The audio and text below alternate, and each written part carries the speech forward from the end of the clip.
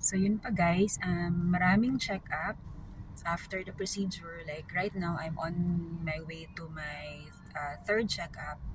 So I highly suggest na talagang hanap kayo ng area or ng clinic na malapit lang sa area, sa place nyo para you can just, comfortably go back and forth to the clinic. Kasi after daw nito, meron pang annual.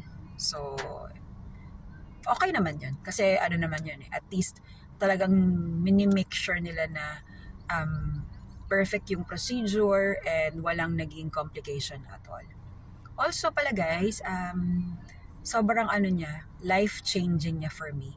Kahit 3 years ko tong pinagdesisyonan and muntik ngang hindi matuloy kasi nga kabado ako. Kasi hindi ko talaga kaya siguro yung pain before. Pero yung na-experience ko parang wala, parang kayang-kaya ko na lahat. And kaba lang talaga siya guys. And you just have to face your fears I guess.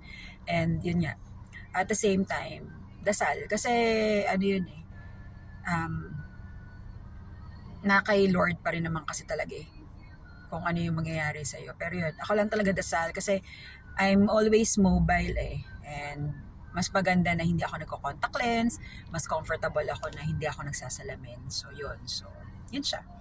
So may mga HMO cards na free yung check-up. So, i-take advantage.